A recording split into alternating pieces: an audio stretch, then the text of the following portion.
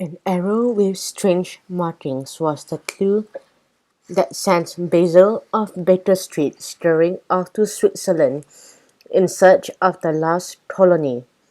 Some might claim that the sealed mousehole mystery best displayed Basil's genius. I beg to differ. The case of the lost colony was clearly the most extraordinary exploit of this extraordinary detective. Did it not take him to another land to lead an expedition of 32 miles up a towering mountain? Was he not pursued by Professor Rattigan, sinister ruler of the mouse underworld? And what of the shady mouse? Were it not for Basil, the giant creature might never have. But I fear I am scampering ahead of my tail. It all began in London, England, on a chill April afternoon in the year 1891.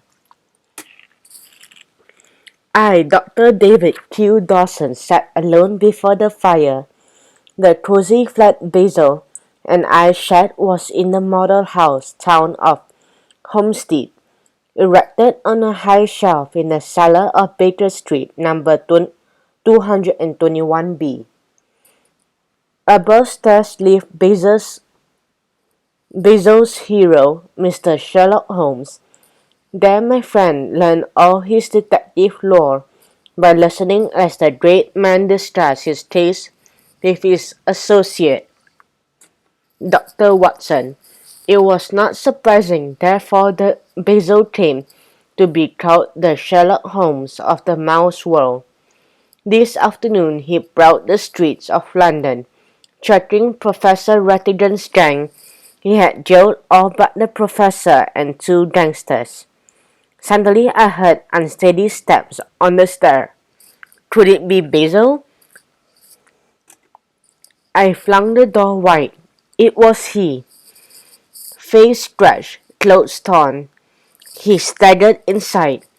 Ambushed. Ambushed by a starving Siamese. His whiskers twitched. I turned a corner on Stilton Square, and two blue eyes met mine. A voice said, "Basil of Baker Street, I presume?"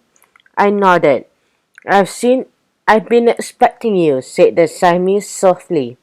Then it sprang, but I sprang faster down through a crack in the pavement.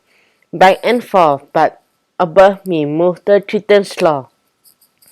"This cat and mouse game is not for you," I told myself. I raced along underground and climbed up on James Street, but the Siamese spied me. "My dear doctor, have you ever seen a kitten coming towards you at a full gallop? It's a sight I would sooner forget." He sighed and sank back in his chair. "And the suspense? Basil, how did you escape?" He winked. "I didn't. The cat ate me."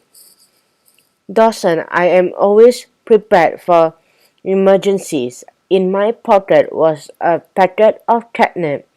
I tore it open, tossed it at the monster, and fled. Clearly the cat preferred catnip to mousenap, else I should not be here to tell the tale. His eyes narrowed to slits. "But ambush was arranged. In all England there is only one mouse who can bargain safely with cats. Only one mouse who owns a suit of armor. The villainous Professor Rattigan. Armor stolen from the British Mousepolitan Museum. And it's a pity that the brilliant Ratcliffe graduate chose a life of crime. You've been trailing him and his gang for weeks, and you are exhausted. Let the police finish the job. The International Society of Mountaineers meets in Switzerland next week. Climbing an Alp or two will make a new mouse of you." "No doubt, Dawson, but the old one will have to do. I'll not leave London until Rathdon is behind bars. Meanwhile, I shall seek relaxation. Mr. Holmes relaxes it with indoor pistol practice, but I prefer the bow and arrow, that studded with an oil painting of a horned owl. A great shot, Basil was also a walking encyclopedia on the history of archery. Ping!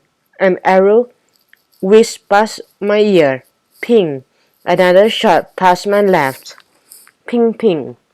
The arrows flashed by faster and faster. I began to feel as though I might turn out to be the target instead of the owl. I feared to remain in my chair, and I feared to rise from it. Really, Basil, why don't you practice outdoors as William Tell did? Spare me. Next, you place a grip upon my helpless head and aim at it. Splendid idea, Dawson, and it must wait. He had put down his bow and was peering intently out of the front window. "A client approaches," he said. "Seems like a likely-looking fellow. However, unless the case concerns the professor, I shall decline it.